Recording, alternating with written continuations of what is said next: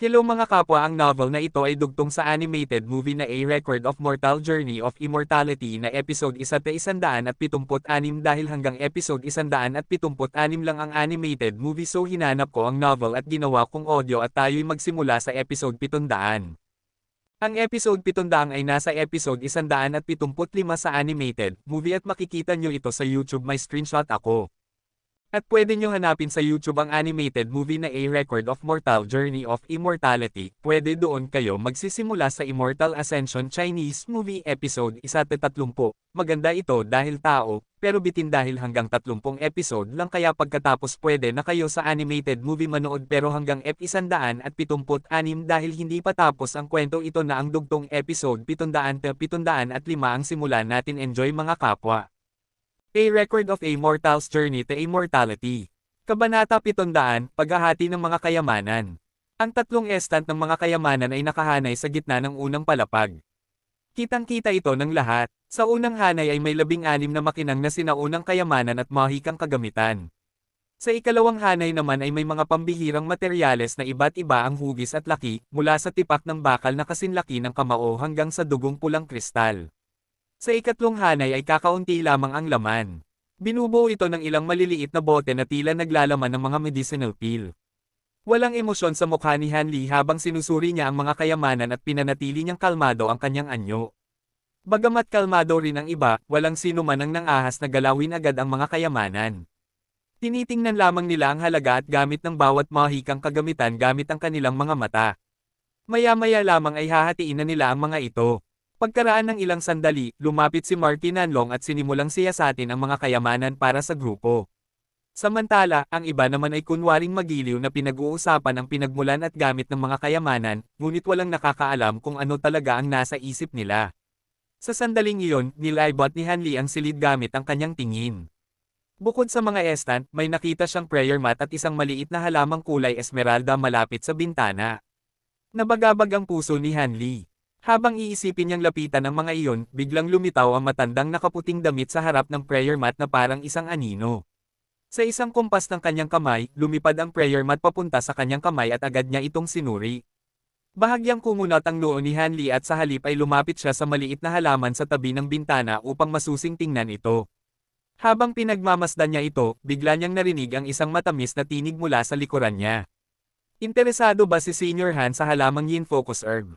Bagamat bihira itong makita, isa itong napakagandang sangkap para sa paggawa ng Yin-type na medicinal pills. Napapataas nito ang lakas ng gamot ng walang masamang epekto. Dahan-dahang lumingon si Hanli at nakita si Yan Ruyan na nakatayo sa likuran niya. Kalmadong sumagot si Hanli, iba ang Yin Focus Herb sa ibang halaman. Pinakamalakas lamang ang bisa nito kapag 100 taon ang edad nito. Ngayong umabot na ito sa napakatandang edad, wala na itong silbi. Muling nilaybot ni Hanli ang silid gamit ang kanyang tingin at nakita niyang nakasunod si Wang Chan kay Wang Chango. Abala itong may ibinubulong sa kanyang pangalawang tiyuhin at walang pakialam sa ginagawa ni Yan Ruyan. Ngumiti si Yan Ruyan habang nakatingin kay Hanli gamit ang kanyang maningning at mapang-akit na mga mata. Hindi ko inakalang bihasa si Senior Han hindi lamang sa spell formations kundi pati sa paggawa ng medicinal pills. Tunay ngang kahanga-hanga kayo. Lalong naging mapagbantay si Hanli dahil sa pagiging palakaibigan ng babae. Direkta siyang sumagot, paggawa ng pills, kaunti lamang ang alam ko roon. Ngunit fellow Daoist yan, alam mo ba ang relasyon ko sa iyong asawa? Hindi ka ba natatakot na magselos siya dahil nakikipag-usap ka sa akin? Nawala ang ngiti ni Yan Ruyan at walang magawang sabi niya, syempre alam ko. Ngunit umaasa pa rin akong maalis ang galit sa pagitan ninyo ng aking asawa. Tumaas ang kilay ni Hanli at bahagyang napangisi siya. Maayos ang galit. Ang Devil Daw Sex ninyo at ang Heavenly Daw Alliance namin ay matagal nang magkaaway. Ano pa ang dapat ayusin? Mapait na ngumiti si Yan Ruyan at magsasalita pa sana siya nang biglang sumigaw si Marky Nanlong. Halina kayo, fellow Daoists. Hahatiin muna natin ang mga kayamanan sa palapag na ito bago tayo umakyat. Pagkarinig nito, hindi na pinansin ni Hanli si Yan Ruyan at naglakad palapit sa grupo. Iba't ibang emosyon ang dumaan sa magandang mukha ni Yan Ruyan bago siya eleganting sumunod. Nang makita ni Wang Chan na sumusunod si Yan Ruyan kay Hanli, bahagya siyang nagtaka. Ngunit matapos tingnan ng mabuti si Yan Ruyan, matalino niyang piniling manahimik. Si Wang Chango naman ay tila walang pakialam. Pinagsama na ni Marky Nanlong ang lahat ng bagay sa isang instant at kalmadong nagsalita. Ayos, linawin natin ang laman nito. May 6 na sinaunang kayamanan, 10 mahikang kagamitan, at 8 bahagi ng mga materyales at medicinal pills na inayos ayon sa halaga.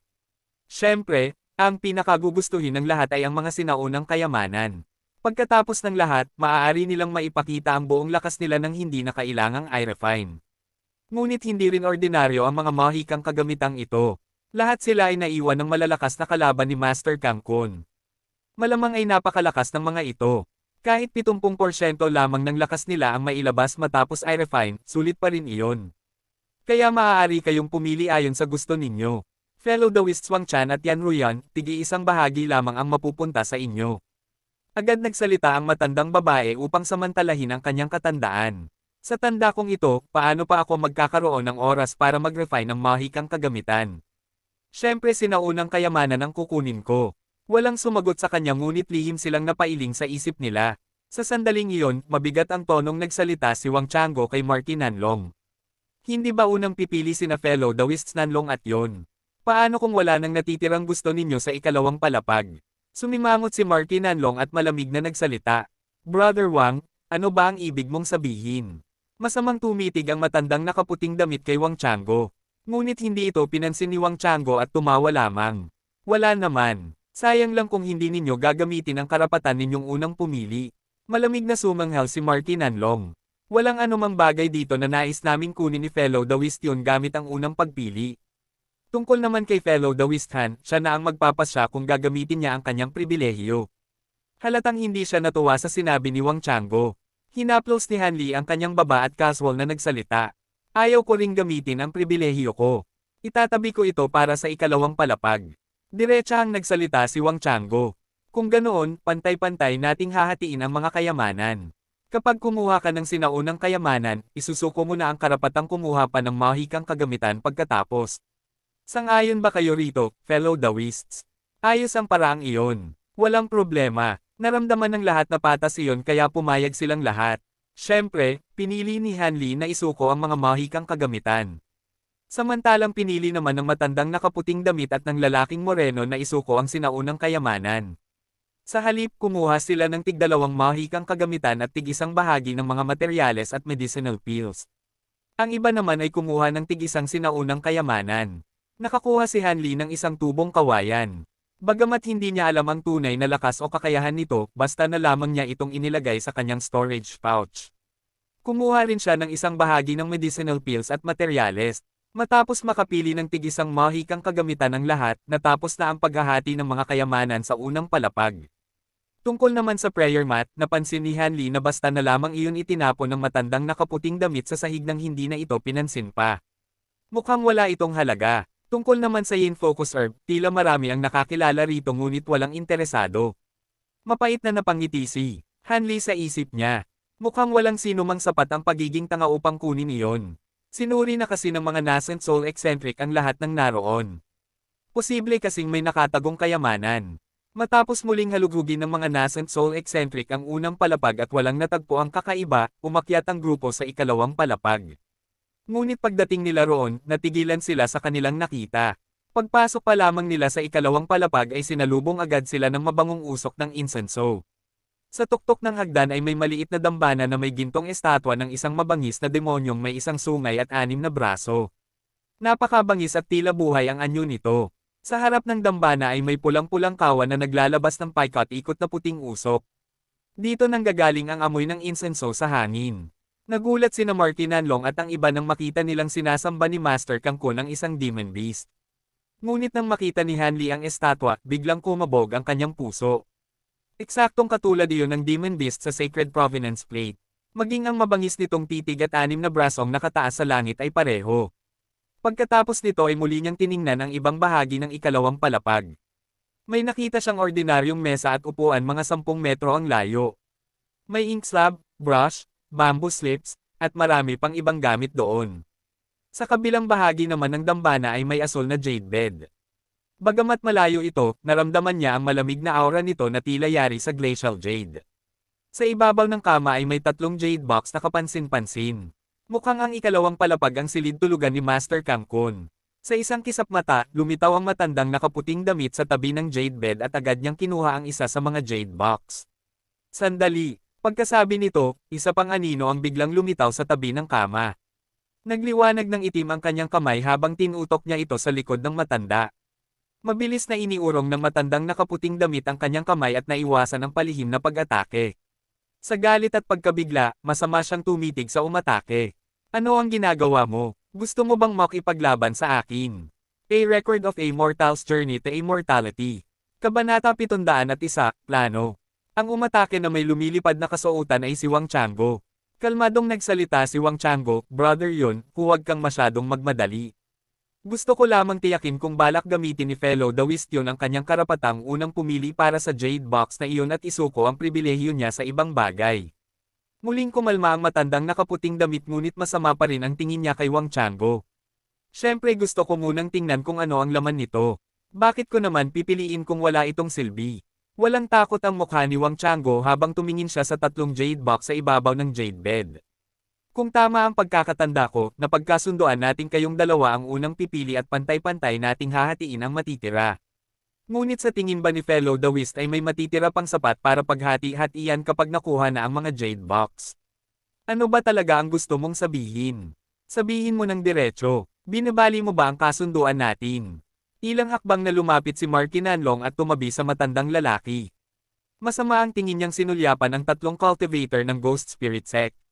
Ngumiti si Wang Chango at kalmadong nagsalita. "Wala akong balak sirain ang aking salita. Ngunit napakakaunti ng mga kayamanan sa ikalawang palapag para basta na lamang paghatian.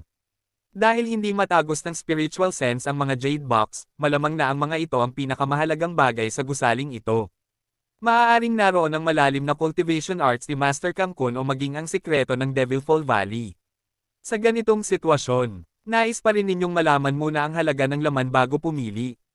Hindi ba sobra naman iyon?" Malamig na sumagot ang matandang nakaputing damit. "Sobra. Ang naaalala ko lamang ay kayo mismo ang pumayag sa kondisyon naming unang pumili. Kasalanan ba namin kung kulang ang mga bagay dito?" Nakakagulat na kumampi ang matandang babae kay Wang Chango. "Hindi tama ang ganyang salita. Maaari kayong unang pumili, ngunit hindi ninyo maaaring tingnan ang laman ng mga kahon. Kung nag-aalinlangan kayo, maaari kayong pumili ng ibang bagay. Halimbawa, ang Glacial Jade Bed na ito ay napakabihirang kayamanan. Para sa cultivators na gumagamit ng Yin Ice Cultivation Arts, napakahalaga nito." Pagkasabi nito, naging mabigat ang mukha ni Marky Nanlong.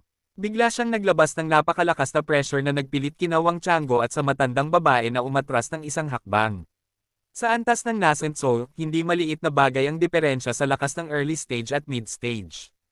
Pinaikit ni Marky Nanlong ang kanyang mga mata at malamig na sinulyapan ang lahat na parang matalim na espada ang kanyang tingin. "Kung may naniniwalang tama ang sinasabi ni Fellow Daoist Wang, lumabas kayo. Para maging ganito katapang si Brother Wang, siguradong hindi lamang si Madam Tai ang kakampi niya."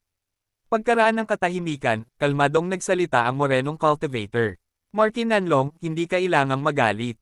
Hindi naman walang katwiran ang sinabi ni Brother Wang. Hindi ninyo maaaring iwan sa amin ang tira-tira lamang." Samantala, bahagyang kumunot ang noo ng seryosong cultivator at nag-atubiling tumayo sa likuran ni Wang Chango, na tila nakalimutan na ang dati nilang alitan. Biglang naging magkatunggali ang dalawang grupo, maliban kay Han Li. Malaki ang pagbabago sa mukha ni na Marky Nanlong at ng matandang nakaputing damit. Mabilis na kumalma si Marky Nanlong at nagtanong. "Mukhang matagal na kayong nagbuo ng grupo. Kailan pa ninyo ito pinagplanuhan? Wala naman kayong pagkakataon habang papunta rito." Walang pakialam na sumagot si Wang Chango. "Hindi naman bigla itong nabuo. Nagkaroon kami ng maliit na pagpupulong bago kami umalis. Pinag-usapan namin ang ilang plano para sa sariling kaligtasan at mga posibleng hindi inaasahang pangyayari. Isa ito sa mga sitwasyong inasahan namin. Wala kaming pagpipilian kundi labanan sina Fellow Daoists Nanlong at Yon." Lalong lumamig ang mukha ni Marky Nanlong. Pagkatapos ay tumingin siya kay Han Li at seryosong nagtanong. "Fellow Daoist Han, ano ang balak mong gawin?" Sa kasalukuyan, 2 mid-nascent soul cultivators ang kaharap ng 4 na early nascent soul cultivators at 2 late core formation cultivators. Dahil hindi pa pumipili ng panig si Han Li, naging napakahalaga niya sa labanan. Hindi agad sumagot si Han Li. Lumingon lamang siya at tahimik na pinagmasdan ng grupo ni Wang Chango upang mabasa ang kanilang ekspresyon. Hindi lamang kalmado ang mukha ni Wang Chango, ngumiti pa siya na tila walang kahit anong pag-aalala. Sa tabi niya, mukhang excited si Wang Chan habang tila litong-lito naman si Yan Ruyan. Mukhang hindi nila alam na matagal nang may lihim na alyansa sina Wang Chango at ang iba. Samantala, walang ipinakitang kaba sina Lady Tai at ang seryosong cultivator. Walang emosyon nilang tiningnan si Han Li. Biglang kumabog ang puso ni Han Li. Pakiramdam niya ay may mali kaya lalo siyang naging maingat. Casual siyang lumayo ng ilang hakbang mula sa dalawang grupo at ngumiti. Wala akong opinyon. Ano man ang mapagdesisyonan ni na fellow Dawistwang o Brother Nanlong, hindi ako kokontra. Hindi nagulat si Marty Nanlong sa sinabi ni Han Li. Noon pa man ay neutral na ang ipinapakitang ugali nito. Ang tanong niya ay para lamang kumpirmahin ang hinala niya. Bahagyang gamaan ang mukha ni Marty Nanlong at tumanggol siya kay Han Li. Pagkatapos ay malamig siyang ngumiti habang tinitingnan si Wang Chango na tila magsasalita. Ngunit sa sandaling iyon, biglang humakbang pasulong ang matandang nakaputing damit at malamig na nagsalita. Brother Nanlong, bakit ka pa nakikipag-usap sa kanila? Talaga bang iniisip ng mga taong ito na kaya nila tayong talunin sa simpleng pagsasama-sama? Mga hibang. Pagkasabi nito, ibinuka niya ang kanyang bibig at inilabas ang isang kumikislap na puting magic treasure. Fellow Dawist yon, sandali. Ako ay, ikaw. Kumunat ang noo ni Marty Nanlong habang susubukan sana niyang pigilan ang padalos-dalos na kilos ng matanda dahil hindi pa tiyak ang kanilang tsansa ng tagumpay. Ngunit hindi nila inaasahan na biglang paliliparin ng matanda ang pilak na gulong papunta mismo kay Marty Nanlong. Isang mabigat na tunog ang umalangaw-ngaw. Sa hindi makapaniwalang tingin ni Marty Nanlong, tinagos ng pilak na gulong ang gintong liwanag na nagpoprotekta sa kanyang katawan at direktang tumama sa kanyang dibdib. Napaatras siya ng ilang hakbang at nagkaroon pa ng malalim na lubog sa kanyang dibdib. Galit at gulat na gulat si Marty Nanlong. Agad niyang winasiwas ang kanyang manggas at isang maliit na gintong talon ang lumipad mula sa kanyang palad patungo sa matanda. Ngunit sa sandaling iyon, naging malabo ang katawan ng matanda at bigla siyang lumitaw sa tabi ni Wang Chango. Itinaas niya ang kanyang kamay at ginamit ang pilak na gulong upang harangin ang gintong espada.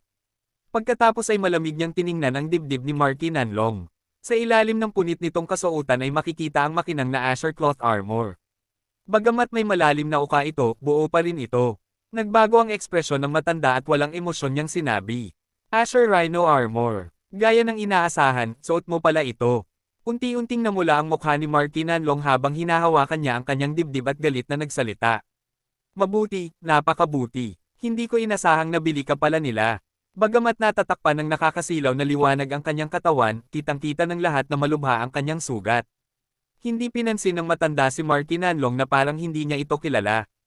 Mag-ingat kayong lahat. Huwag ninyong hayaang makaalis siya rito ng buhay. Sa lakas ng cultivation niya, malaking problema ang maidudulot niya. Masamang ngumiti ang seryosong cultivator. Huwag kang mag-alala. Napakarami natin at malubha ang kanyang sugat. Imposibleng makatakas siya. Pagkatapos nito, inilabas niya mula sa kanyang bibig ang isang maputing flying saber. Sa sandaling iyon, lumingon si Wang Chango kay Han Li at magiliw na nagsalita. Fellow Dawisthan, kung tutulungan mo kami laban sa kanya, bibigyan ka namin ng bahagi sa kanyang kayamanan. Ano sa tingin mo? Napakaseryoso ng kanyang tono na tila nakalimutan na niya ang dating alitan ni Han Li at Wang Chan. Tutulungan kayo. Malaki ang pagkabigla ni Han Li sa nangyari at agad nagbago ang kanyang mukha. Pagkatapos ay napatingin siya sa hagdan. Sa mismong sandaling umatake ang matanda kay Marty Nanlong, tahimik nang hinaranggan ng matandang babae ang hagdan. Kung hindi dahil doon, matagal nang tumakas si Han Li. Dahil kumikislap ng puting liwanag ang mga pader ng pavilion, malinaw na may malakas na restriction dito at imposibleng mabasag ito. Hindi nagtiwala si Han Li sa alok ni Wang Chango na magsanib puwersa. Siguradong siya ang susunod matapos mapatay si Marty Nanlong. Kung hindi iyon ang plano nila, sana noon pa lamang ay inalok na nila siyang sumali sa kanila. Sa tingin niya, mula pa sa simula ay napagdesisyonan ng mamamatay siyang kasama ni Marty Nanlong. Sa isip na iyon, nanatiling kalmado ang mukha ni Han Li habang kunwari sasang-ayon muna siya sa kanila. Ngunit malamig na tumawa si Marty Nanlong at nagsalita, Fellow Dawisthan, hindi mo naman siguro paniniwalaan ang napakababaw na panlilinlang na iyon. Hindi ko alam kung anong paraan ang ginamit ni Fellow Dawistwang upang maakit silang lahat, kasama na ang matalik kong kaibigan sa loob ng 100 taon, ngunit may pag-asa tayong mabuhay kung magsasanib puwersa tayo. Ngunit kung hahayaan nating isa-isa nila tayong tapusin, siguradong kamatayan ang kahihinatnan natin. A Record of a Mortal's Journey to Immortality. Kabanata 702, Pagpapakalat ng Kapahamakan. Habang nagsasalita si Marky Nanlong, hinaplos niya ang kanyang dibdib. Sa pagliwanag ng banayad na puting ilaw, bumalik sa normal ang lubog sa kanyang armor. Nagulat si Wang Chango at ang iba, ngunit kalmadong nagpaliwanag ang matandang nakaputing damit. Huwag kayong mag-alala. Gumagamit lamang siya ng lihim na teknik upang pansamantalang pigilan ang kanyang mga sugat. Malubha pa rin ang pinsala. Ngunit magiging problema siya kapag nagsama sila ng batang si Han. May hamarang muna sa kanya pansamantala. Patayin muna natin si Marky Nanlong. Pagkatapos magsalita ng matanda, dahan-dahan niyang itinuro ang pilak na gulong sa harapan niya. Agad itong naging isang pilak na guhit na lumutang sa ibabaw ng kanyang ulo. Kumalat ang hamog ng puting liwanag sa paligid ng kanyang katawan, dahilan upang magmistula siyang malabo. Dahil alam niyang malalim ang galit ni Marky Nanlong sa kanya, wala siyang balak magpigil kahit kaunti. Kumunat ang noo ni Wang Chango ngunit naisip niyang tama ang sinabi nito. Lumingon siya sa seryosong cultivator at nagsalita. Brother Long, harangin mo muna ang batang iyon. Hindi mo kailangang piliting patayin siya agad. Pigilan mo lamang siya. Kapag natapos natin si Marky Nanlong, sabay-sabay natin siyang papatayin. Malamig na tumitig si Wang Chango kay Han Li at hindi na niya itinago ang kanyang pagnanais na pumatay. Biglang lumabas mula sa kanyang katawan ang isang metrong taas na itim na aura na tuluyang bumalot sa kanya. Nang makita ito ng matandang babae at ng morenong cultivator, agad nilang inilabas ang kanilang mga magic tool bilang paghahanda. Bahagyang tumawa ang seryosong cultivator at tahimik na kumuha ng gatas puting jade scepter mula sa kanyang manggas. Ilang hakbang siyang lumapit habang misteryosong nakangiti kay Han Li. Walang problema. Ako na ang bahala kay Fellow Daoist Han. Sa pananaw niya, napakadaling pigilan ng isang cultivator na kakapasok pa lamang sa nascent soul stage. Mas ligtas iyon kaysa harapin ang isang mid-nascent soul cultivator. Tahimik lamang na tinitigan ni Han Li ang seryosong cultivator at hindi gumalaw kahit kaunti. Ngunit nang makita niyang iniwan ng matandang babae ang hagdanan, malakas na tumibok ang kanyang puso. Mahigpit niyang hinawakan ang sinaunang kayamanan na nakatago sa kanyang manggas. Sa sandaling iyon, winasiwas ni Marky Nanlong ang kanyang manggas at nagpadala ng gintong hamog na agad sumikop sa 3 jade box sa kama.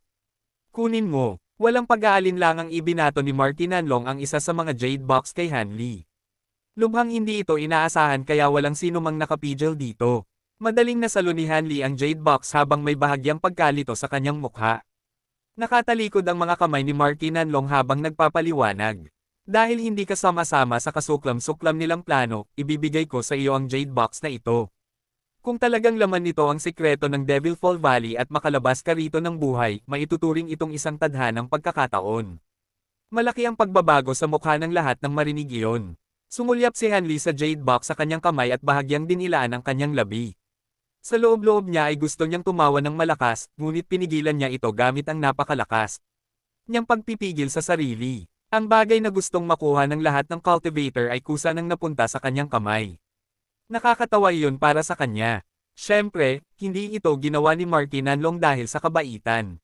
Dahil desperado ang kabilang panig na makuha ang mga jade box, ibinigay niya ang isa kay Han Li upang ilihis ang kanilang atensyon at makagawa ng pagkakataong makatakas.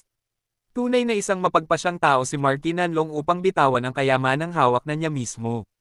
Ngunit nang mapagtanto ni Han Li na nasa kanya na ngayon ang napakahalagang bagay na iyon, hindi niya mapigil ang matawa sa isip niya. Casual na ikinumpas ni Han Li ang kanyang kamay at agad na itinago ang jade box sa storage pouch. Lalong naging madilim ang mukha ni Wang Chango at agad siyang nagutos. Channer, tulungan mo si Fellow Daoist Long kasama si Ruyan. Huwag ninyong hayaang makatakas ang batang si Han. Sapat na kaming iba laban sa Marky. Nanatili siyang kalmado at hindi siya pinangunahan ng kasakiman para sa jade box. Ang ipinadala lamang niya ay ang pinakamahihinang miyembro upang bantayan si Han Li at hindi na siya muling pinansin. Nang makita ito ng iba, natukso rin sila, ngunit alam nilang hanggat mapapatay muna nila si Marky Nanlong, tiyak na mapapasa kanila rin si Han Li. Opo, second uncle. Iniisip ko rin iyon. Masamang ngumiti si Wang Chan habang puno ng pagpatay ang tingin niya. Pagkatapos ay sinenyasan niya si Yan Ruyan at lumapit sila kay Han Li.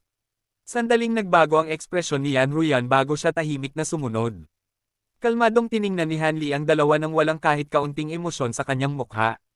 Nakakatawa para kay Han Li ang sitwasyon. Bagamat handa na ang lahat sa labanan, wala pang nagsisimula sa kabilang panig. Hindi iyon dahil sa awa o pag-aalinlangan, kundi dahil sa pag-iingat. Dahil isa ng hayop na nasukol si Mark Kinanlong, may posibilidad na magsakripisyo siya upang madamay ang isa o dalawa sa kanila sa kamatayan. Dahil natatakot silang gantihan ng isang mid-nascent soul cultivator na nasa bingit ng kamatayan, walang gustong maunang umatake dahil baka sila ang unang mamatay. Bukod pa rito, hindi rin sila nagmamadali. Habang tumatagal, lalo lamang lalala ang sugat ni Mark Kinanlong kaya nasa kanila ang kalamangan. Ngunit nakapagtataka, na natiling hindi gumagalaw si Mark Kinanlong na tila walang pakialam sa kanyang sugat. Gayunpaman, lalo lamang namumula ang kanyang mukha hanggang halos kulay dugo na ito. Dahil dito, lalo pang nag-alinlangan sina Wang Chango at ang iba. Natatakot silang baka gumamit ang Marky ng lihim na teknik upang mailabas ang buo niyang lakas kaya malamig lamang nila itong pinagmamasdan mula sa malayo. Samantala, hindi rin nagmadaling umatake ang seryosong cultivator kay Hanli. Ang layunin niya ay pigilan lamang ito. At kahit gustong-gusto ni Wang Chan na patayin agad si Hanli, kulang naman siya sa lakas upang kumilos mag-isa. Dahil dito, nanatiling tahimik ang buong gusali kahit punong-puno ito ng nakamamatay na intensyon. Pagkaraan ng ilang sandali, nag-isip si Hanli at napabuntong hininga. Bagamat hindi iyon malakas, napansin iyon ng lahat. Bilang tuso at mapanlin lang ng mga nascent soul eccentric, walang sino man ang nagbigay pansin kay Hanli maliban sa seryosong cultivator. Si Wang Chan naman ay nangutya lamang. Sa tingin nila, kikilos lamang si Hanli matapos si Mark Kinanlong. Sa ganoong paraan lamang siya maaaring makatakas sa gitna ng kaguluhan. Walang naniwalang may gagawin si Hanli matapos ang kanyang buntong hininga.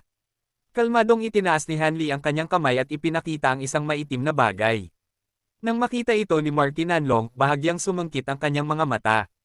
Bago pa man niya lubusang makita kung ano iyon, agad itong ibinato ni Hanli sa ere ng walang pag-aalinlangan. Umikot ito sa hangin bago biglang lumaki hanggang umabot sa 25 metro ang laki, na tila isang napakalaking pader sa pagitan ng dalawang panig. Nang malinaw na makita ng seryosong cultivator ang maitim na bundok, hindi niya agad nakilala kung anong kayamanan iyon.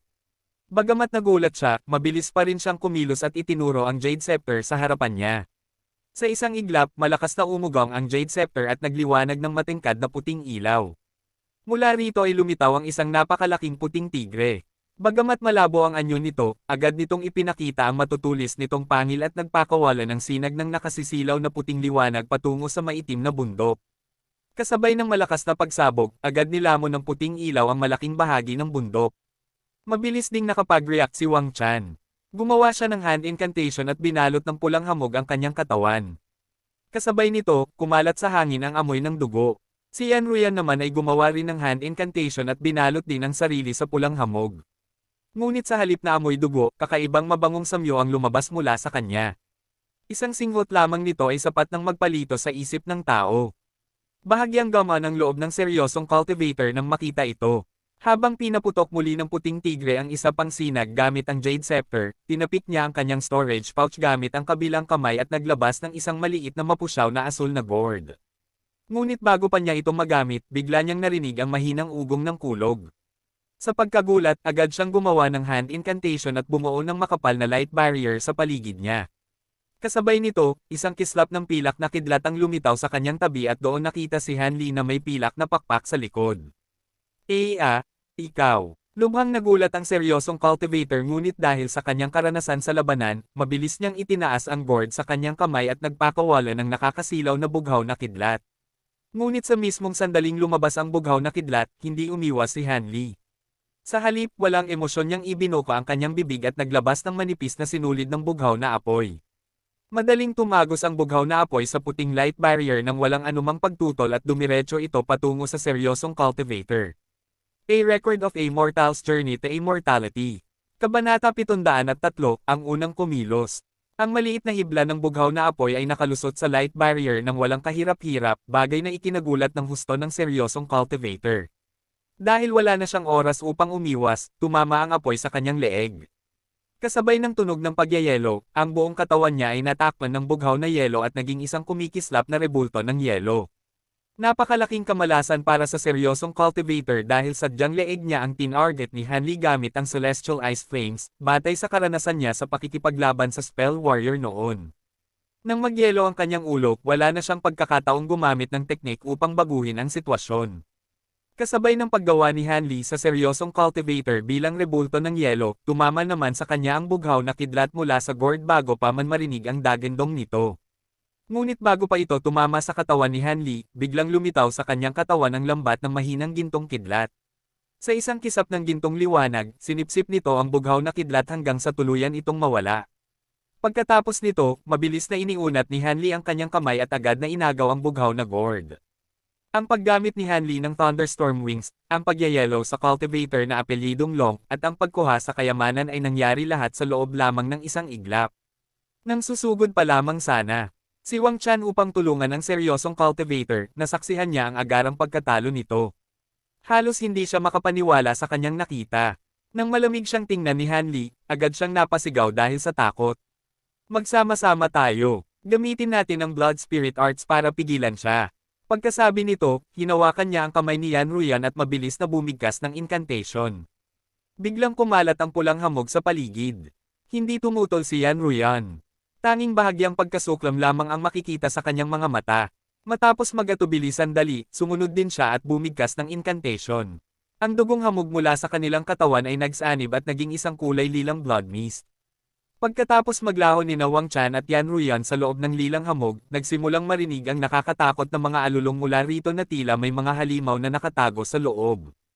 Nang makita ito ni Hanli, bahagya lamang siyang ngumiti. Biglang nagpadala ng voice transmission si Marky Nanlong kay Hanli. Mabuti, hindi ko inasahang may taglay kang ganitong kapangyarihang laban sa langit, fellow Daoist Han. Kung magsasanib puwersa tayo, baka kayanin natin silang labanan. Nang marinig ito ni Hanli, sumulyap siya sa kabilang panig. Hindi pa nagsisimula ang labanan ni Marky Nanlong at ng iba, ngunit lahat sila ay nakatitig kay Hanli nang may matinding pagkabigla. Halatang natuwa si Marky Nanlong sa ipinakitang lakas ni Hanli at lalo siyang nagkaroon ng pag-asang makatakas.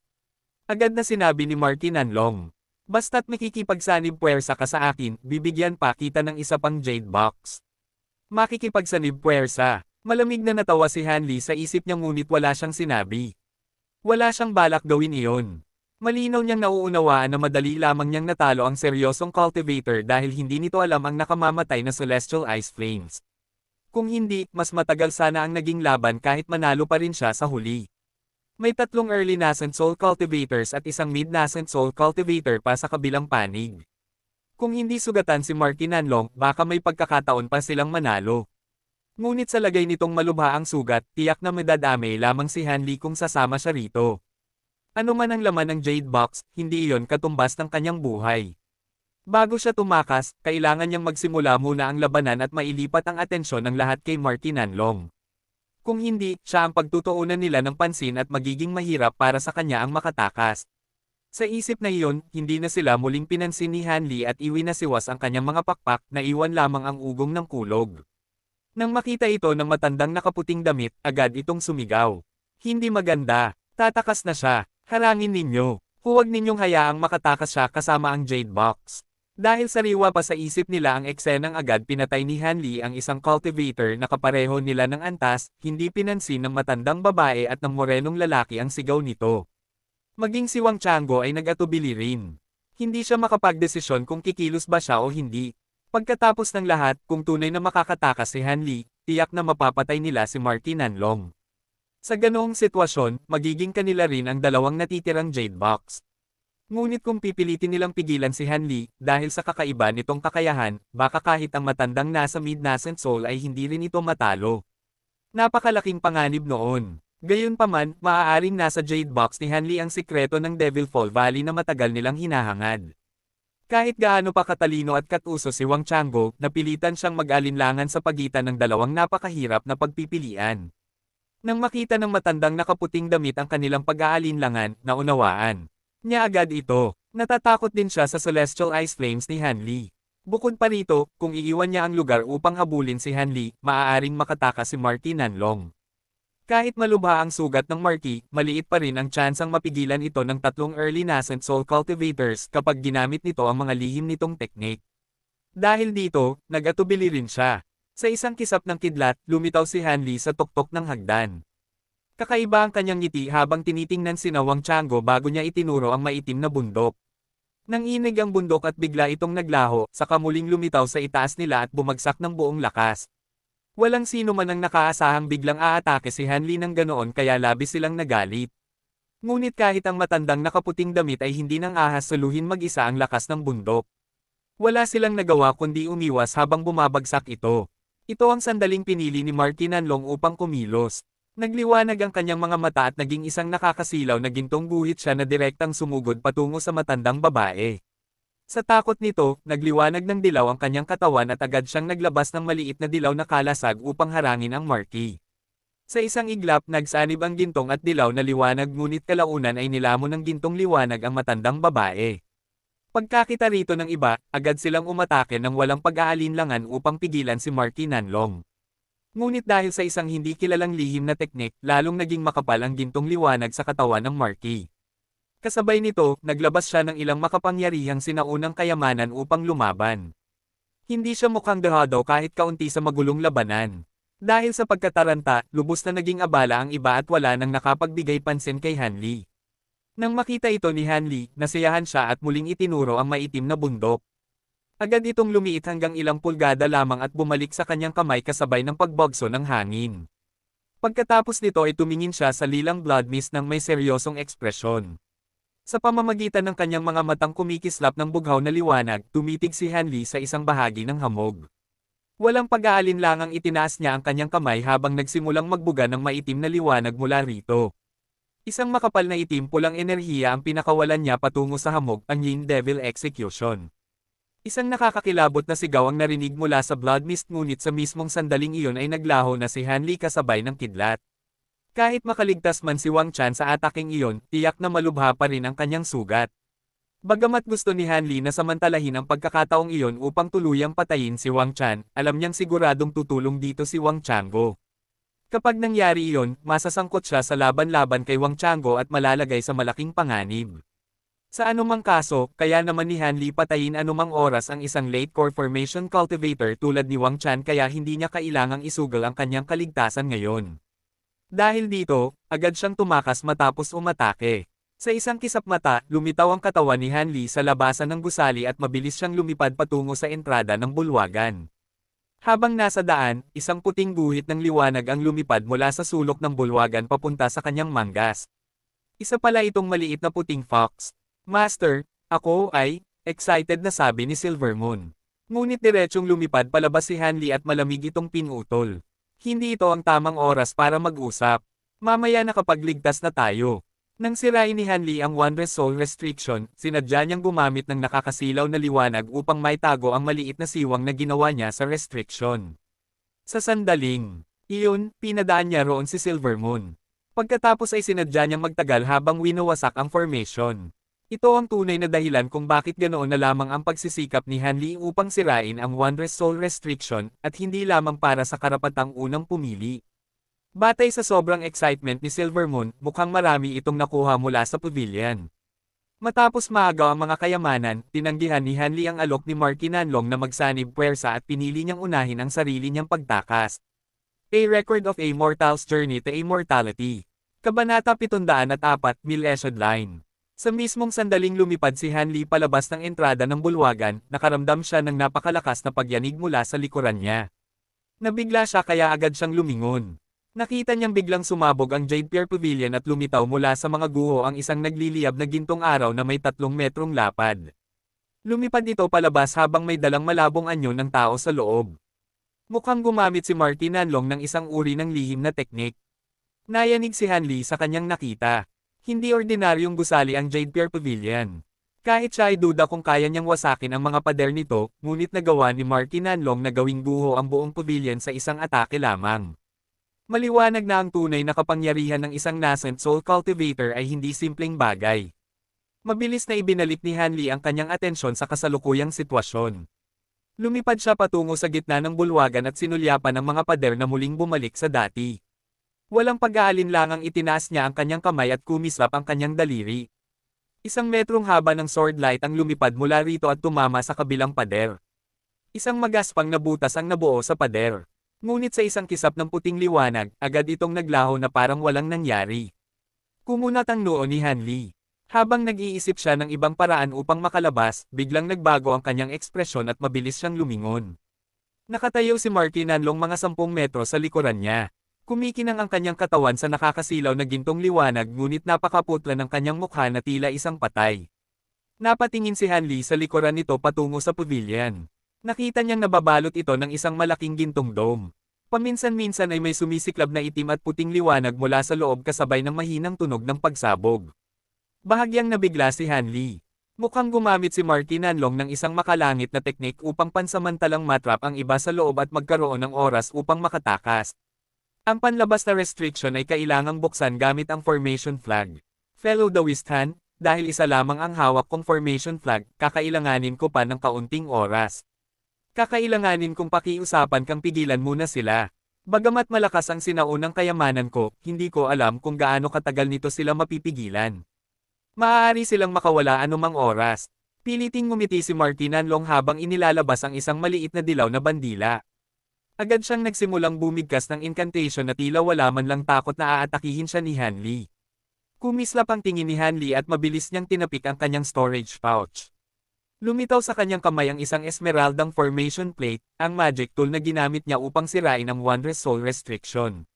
Mabilis siyang gumuhit ng ilang Asher Talisman character sa hangin at ibinuga ang mga ito patungo sa formation plate dahilan upang magliwanag ito ng matingkad na bughaw.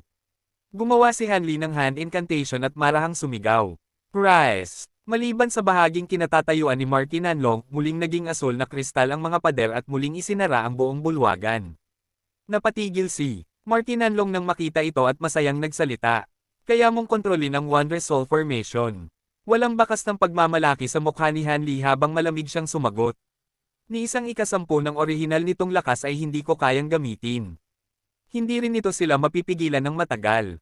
Mas mabuting mabuksan mo agad ang daan bago sila makalabas. Nang marinig ito ni Marky Nanlong, napansin niyang mas madilim ang kulay ng mga kristal na pader kaysa dati kaya agad naglaho ang saya sa kanyang mukha. Muli niyang itinapon ang maliit na bandila at pinapasok ito sa pader bilang isang guhit ng liwanag bago ipinagpatuloy ang kanyang incantation. Kasabay nito, biglang umugang ng napakalakas ang mga tunog mula sa likuran nila at nagsimulang kumislap ang mga kristal na pader. Maliwanag na naririnig ang malalakas na pagsabog. Mukhang nakalaya na ang mga nasa loob mula sa sinaunang kayamanan ni Marky Nanlong at sinisimula na nilang atakihin ang mga kristal na pader. Sinulyapan ni Hanli ang batong pader at nakita niyang bahagyang kumikislap ito ng puting liwanag bago niya muling ibinalik ang tingin sa mga asul na kristal na pader. Matapos magatubili sandali, itinapon niya sa ere ang isang spirit beast pouch at agad lumabas ang napakaraming gold devouring beetles na may halong itim na kulay. Sa pamamagitan ng isang incantation gesture, paikot silang lumipad kay Hanli at naging isang tatlong kulay na armor. Bahagyang nagulat si Marky Nanlong nang makita ang insect armor technique ni Hanli. Ngunit dahil mas mahalaga ang pagtakas, hindi na niya ito pinansin. Ilang sandali lamang ang lumipas at marahas na ng inig ang mga kristal na pader na tila malapit ng mabasag. Kasabay nito, nagsimula ring magbukas ang batong pader sa gitna ng puting liwanag at lumitaw ang hagdan palabas. Pagkakita rito ni Marky Nanlong, agad siyang nagbuga ng gintong liwanag at mabilis na sumugod palabas. Sa likuran niya, kumislap ang gintong kidlat sa thunderstorm wings ni Hanli at bigla itong naglaho. Makalipas ang isang iglap, lumitaw si Hanli sa harap ni Marky Nanlong habang nasa ere. Ngunit agad siyang nakarinig ng malakas na pagsabog mula sa ibaba. Nagbago ang kanyang mukha dahil sa alarma kaya muli niyang iwinasiwas ang thunderstorm wings at agad siyang lumitaw sa labasan ng hagdan. Pagkatapos nito, ginamit niya ng buong lakas ang kanyang lightning movement at nagsimulang maglaho sa kalayuan na parang kidlat. Nang makalayo si Hanli ng halos 1 kilometro, isang matinis na sigaw ang narinig mula sa hagdan kasunod ng isang nakakasilaw na gintong liwanag na mabilis na lumipad sa kalangitan. Umikot si Marky Nanlong sa ere at malamig na sumigaw ng may matinding galit. Tandaan mo ito, huwag na huwag kang mapapahulog sa aking kamay o sisirain ko maging ang iyong kaluluwa. Pagkatapos ng sumpang iyon, muling kumislap ang gintong liwanag sa kanyang katawan at nagsimulang maging malabo. Kasabay ng paglabas ng isang pilak na liwanag mula sa entrada ng bundok, biglang naging manipis na parang sinulid ang gintong liwanag ni Marky Nanlong. Kumislap ito ng ilang ulit bago mabilis na tumago sa himpapawid sa napakabilis na bilis. Sa loob lamang ng isang hininga, tuluyan na itong naglaho. Samantala, si Hanli ay isa ng maliit na kumikislap na tuldok sa gilid ng langit. Kasunod ng pilak na liwanag, isang itim na guhit ang huminto at nagpakita ng anyo ni Wang Chango. Seryoso siyang nagtanong. Anong klaseng movement techniques ang gamit nila para makatakbo ng ganoon kabilis? Naglaho ang pilak na liwanag at lumitaw ang matandang nakaputing damit. Madilim ang kanyang mukha habang nagsasalita. Gumagamit si Marky Nanlong ng lihim na teknik na personal na ginawa ni Master Kang Kun, ang Mil-Eshad Line. Sa pamamagitan ng pagsunog ng napakaraming vitality at blood essence, kayang maglakbay ng katawan bilang manipis na guhit ng liwanag. Natatago rin ito ng lubusan ng aura ng gumagamit kaya hindi ito matutungton. Bagamat hindi siya totoong nakalayo ng sobra, imposibleng mahanap siya gamit ang spiritual sense. Tungkol naman sa batang si Han, mukhang ginagamit niya ang kakaibang pakpak na iyon upang kontrolin ang kidlat. Marahil iyon ang maalamat na instant lightning movement. Sa sandaling iyon, lumabas rin mula sa lagusan ang matandang babae at ang morenong cultivator at narinig ang paliwanag ng matanda. Mapatla at hindi mapakali ang matandang babae habang nagtatanong. Kung ganoon kagaling ang kanilang movement techniques, tiyak na makakatakas sila. Ano ang gagawin natin? Magulo rin ang itsura ng morenong cultivator habang nagsasalita. Walang halaga ang batang si Han, ngunit kung makatakas si Marky Nanlong, malaking problema iyon. Fellow Daoist Swang at yon, sumang-ayon lamang kaming makipagsabuatan laban sa Marky dahil sa inyong dalawa. Malamig na tumawa ang matandang nakaputing damit at may masamang ngiting nagsalita. Huwag kayong mag-alala. Sa lagay ng mga sugat niya, ano sa tingin ninyo ang natitira sa kanyang cultivation? Mula sa sapilitang paggamit ng magic power sa sugatan niyang katawan hanggang sa paggamit ng Mil-Eshad Line, tiyak na napakalubhana ng kanyang kalagayan. Kahit gugulin pa niya ang susunod na 100 taon sa pagpapagaling, hindi na niya mapapanatili ang kanyang mid-nascent soul cultivation. Bukod pa rito, kailan ko sinabing wala akong paraan upang matunten siya? Biglang sumigla ang morenong cultivator at agad nagtanong. Ibig sabihin ni brother yun. Direktang sumagot ang matanda. Dahil plano ko siyang patayin, natural lamang na naghanda ako para rito noon pa man. Hanggat hindi siya makakalayo ng higit 150 kilometro sa isang diretsyong pagtakbo, mahahanap ko siya. Ngunit sa lagay ng kanyang katawan, hindi niya mapapanatili ng matagal ang Mil-Eshad Line. Kapag dumating ang oras na iyon, hahabulin natin siya at tatapusin. Gamaan ang mukha ng matandang babae at napabuntong hininga siya. Mabuti naman. Nakakapanatag iyon. Kung hindi dahil sa Black Jade Lotus na ibinigay sa akin ni Fellow Daoist Swang at sa pangakong paghahatian natin ang sikreto ng Devil Fall Valley, hindi ko kailanman isusugal ang sarili ko sa ganitong panganib. Hindi matalinong gawing kaaway ang isang mid-nascent soul cultivator. Mukhang gamaan din ang loob ng morenong cultivator habang nagsasalita. Napakalaki na ng effort na ginugol natin para sa sikreto ng Devil Fall Valley. Ngunit hindi namin inaasahang elder pala ng Ghost Spirit Sect si Fellow Daoist yun. Talagang nakakagulat. Posible bang ganoon karami ang mga nakatagong elder ng 6 Devil Dao Sects? Pagkatapos niyang magsalita ay naging komplikado ang ekspresyon ng kanyang mukha. Umiling ang matandang nakaputing damit at walang emosyon na nagsalita. Bagamat nagmula ako sa Ghost Spirit Sect noong kabataan ko, hindi naman ako masyadong sangkot sa mga gawain ng sekta. Kaya kakaunti lamang ang nakakaalam ng tunay kung pagkakakilanlan bilang elder ng Ghost Spirit Sect. Hindi ko talaga balak linlanggan ang sinuman. Sa totoo lang, si Marky Nanlong ay inapo ni Master Kang Kun at naging kaibigan ko sa loob ng maraming taon. Ayaw ko sana siyang patayin. Ngunit nakalulungkot na nalaman kong lihim siyang nakikipagkaibigan sa mga elder ng Righteous Dao Heaven Peak Sect at interesado ng sumali sa kanilang sekta. Sinubukan ko siyang kumbensihing magbago ng isip ngunit hindi siya nakinig. Bukod pa rito, plano niyang gamitin ang suporta ng Heaven Peak Sect upang makapasok sa Devil Fall Valley. Dahil dito, wala akong magawa kundi harapin siya. Hindi ko maaaring hayaang lumakas pa ang Righteous Dao, A Record of a Mortal's Journey to Immortality. Kabanata 705, Pagsunog ng Nascent Soul. Bahagyang nagulat ang matandang babae at nagtanong. May koneksyon pala si Marky Nanlong sa Heaven Peak Sect. Fellow Daoist yun, hindi mo sinabi ang bagay na ito noon. Samantala, mukhang galit naman ang morenong cultivator. Ngumiti lamang ang matandang nakaputing damit na siyon at kalmadong nagsalita. Hindi ko sinabi. Kayo lamang ang hindi nakapansin. Ngunit totoo namang hindi pa opisyal na sumasali si Marky Nanlong sa Heaven Peak Sect. Kung nag-aalala kayo, maaari kayong sumali sa aming sekta at maging mga elder. Sa ganoong paraan, hindi kayo magagalaw ng Heaven Peak Sect. Malamig na sumanghal ang matandang babae. Sa edad ko, wala na akong interes na muling mapasailalim sa mga limitasyon ng isang sekta. Kumunat naman ang noo ng morenong cultivator at walang emosyon na nagsalita. Nasanay na akong walang responsibilidad kaya wala rin akong balak sumali sa inyong sekta. Tunay ngang sayang. Kung sasali kayo sa Ghost Spirit Sect, lalo pang tataas ang prestihiyo namin, walang pakialam na sabi ng matandang siyon bago niya binago ang usapan. Hindi ko na ipipilit sa inyong dalawa. Hanggat mapapatay natin dito si Marky Nanlong, hindi kusang gagalaw ang Heaven Peak Sect para sa isang patay na tao. Nakakalungkot lamang na kahit magkaibigan kami ng 100 taon, hindi niya sinabi sa akin ang tunay niyang plano tungkol sa Devil Fall Valley. Ang alam ko lamang ay may lihim na cave residence dito at may iniwang mapa ng Devil Fall Valley si Master Kangkon. Kaya kapag nahuli natin siya, hindi muna natin sisirain ang kanyang nascent soul. Gagamit muna ako ng soul scoring technique upang malaman kung may mahalagang impormasyon siyang tinatago. Nag-aalalang nagsalita si Wang Chango. Kung sakaling nasa jade box na tinangay ng batang si Han ang mapa, wala na tayong magagawa, hindi ba? Dahan-dahang sumagot si Old Man yun. May paraan pa rin. Kung mangyari man iyon, ikakalat natin ang balita sa lahat ng sekta sa Heavenly South. Kapag dumating ang panahong iyon, kahit ang Heavenly Daw Alliance ay hahabulin ang bagay na ito, lalo na ang Righteous at Devilish Daw. Magkakaroon tayo ng pagkakataong makinabang sa kaguluhan.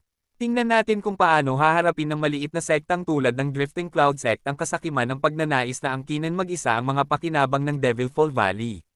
Bukod sa mapa, interesado rin ako sa anumang impormasyon na alam ni Marky Nanlong tungkol sa Devil Fall Valley.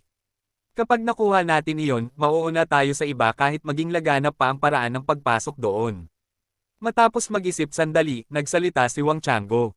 Kung ganoon nga ang mangyari, iyon na lamang ang magagawa natin.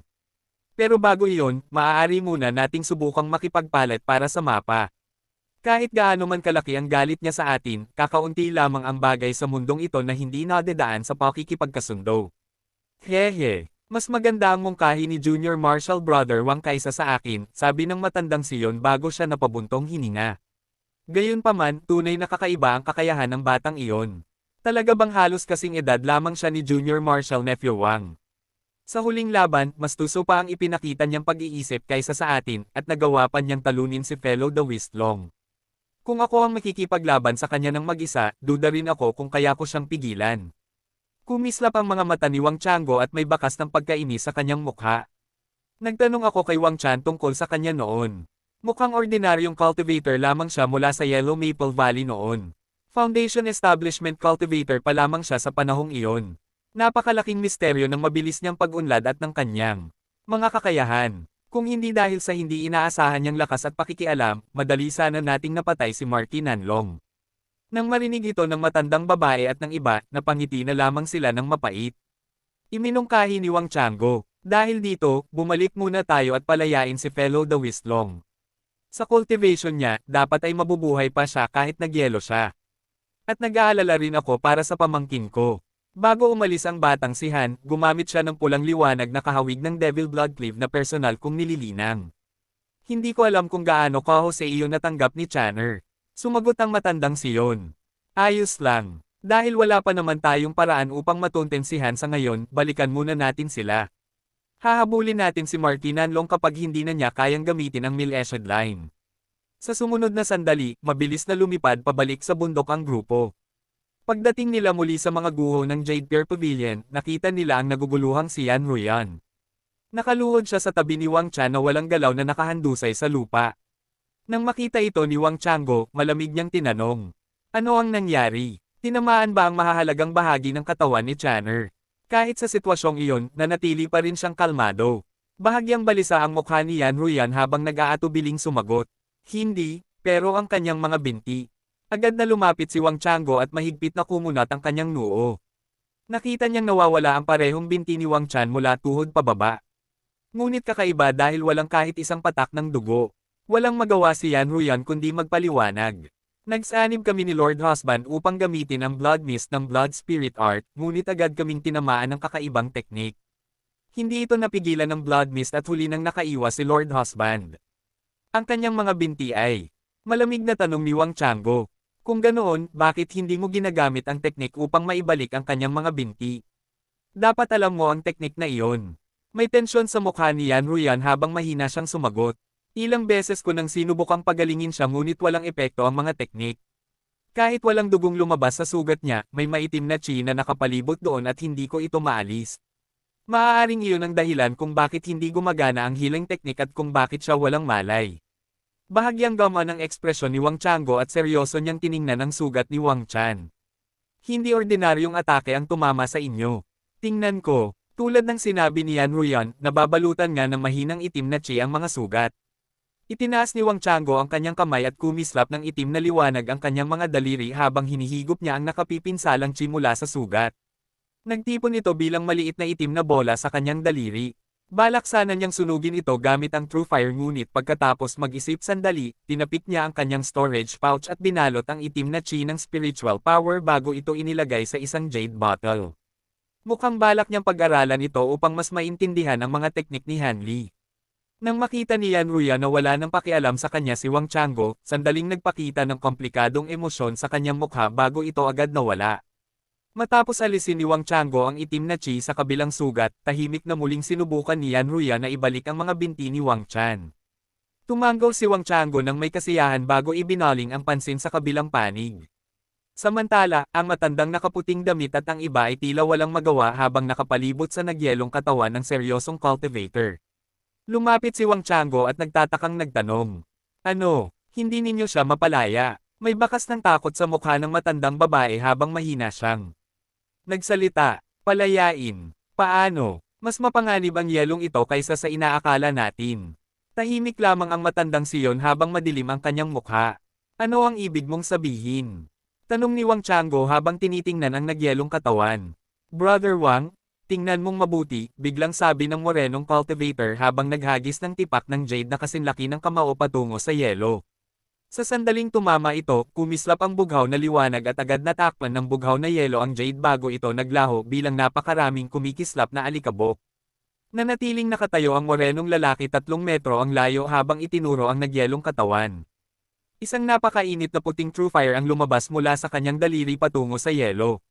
Ngunit nang dumaikit ang apoy sa bughaw na yelo, agad itong naglaho na parang sinipsip ng yelo. Nalimigan ang buong katawan ni Wang Chango. Napabuntong hininga ang matandang siyon. Napakadelikado ng bughaw na yelong ito.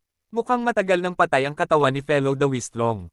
Ang tanging paraan na lamang ay palabasin ang kanyang nascent soul at maghanap ng bagong katawan upang angkinan. Hindi ba minsan nang nagpalit ng katawan si Fellow the Wistlong noon? Mukhang kilalang kilala ng morenong cultivator ang seryosong cultivator kaya madilim niyang sinabi. Hindi. Orihinal niyang katawan ito. Tumanggo ang matandang siyon. Mabuti. Kailangan na lamang nating palabasin ang kanyang nascent soul. Parang narinig ito ng seryosong cultivator dahil biglang kumislap ng puting liwanag ang kanyang katawan. Kasunod ng isang mahinang pagsabog, naging abo ang buong katawan niya at naglaho. Ang natira lamang sa loob ng bughaw na yelo ay isang pulgadang nascent soul. Mahigpit itong may hawak na jade ornament na kasing laki ng hinlalaki at puno ng puot ang mukha nito. Binuka nito ang maliit na bibig at nagbuga ng apoy ng vital nascent flame sa jade ornament bago ito itinaas sa ibabaw ng ulo. Biglang nabalot ng pula at puting apoy ang kanyang katawan at agad siyang sumugod palabas. Sandali, tila may naalala ang matandang siyon at agad siyang sumigaw upang pigilan ito ngunit huli na. Nakadaan na sa yelo ang nascent soul. Ang sumunod na nangyari ay nagpanginig sa kanilang lahat. Ang malakas na pula-puting apoy ay tila sinindihan mismo ng bughaw na yelo. Sa isang iglap, nilamon ng bughaw na apoy ang parehong nascent soul at ang apoy nito. Agad na naubos ang pula-puting apoy habang naglabas ng nakakatakot na sigaw ang nascent soul. Nagpapanik itong lumipad kung saan-saan habang sinusubukang patayin ang apoy sa katawan nito. Ngunit matapos lamang ang ilang sandali, biglang tumigil ang sigaw nito. Ang nascent soul ay tuluyang naging isang bola ng liwanag bago naglaho. Ganap nang namatay ang cultivator na apelyidong Long, katawan at kaluluwa.